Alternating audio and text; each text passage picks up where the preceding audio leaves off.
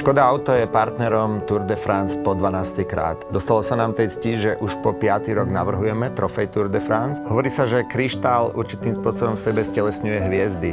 Ľudia sa vždy snažili dotknúť hviezd a niečo si možno z tých hviezd zobrať. A takisto hviezdy obdivovali. Takýmito obdivovanými hviezdami sú aj závodníci Tour de France, ktorých výkony sú určitým spôsobom výnimočné.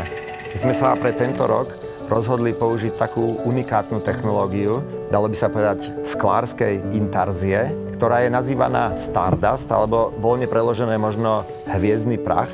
A touto technológiou sme trofej dekorovali. Jedná sa o veľmi detailnú šperkárskú techniku, kedy sú malilinké sklenené kryštáliky, vybrúsené diamantovým brusom, ručne naliepané na povrch kryštálov. Tento rok sme prvýkrát partnerom zeleného dresu. A možno je zaujímavé práve to, že vyrobíme 3 kryštálové trofeje, ale víťaz zeleného dresu dostane exkluzívnu vyfúknutú zo zeleného kryštálového skla. V tomto roku je možno tá hviezdnosť pre nás v Škoda Auto taká symbolická.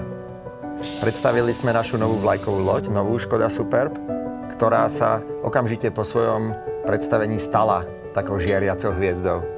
Nielen pre svoje exaktné, precízne, vybrúsené tvary, ale možno aj práve pre ten pocit, ktorý pasažierom ponúka na palube.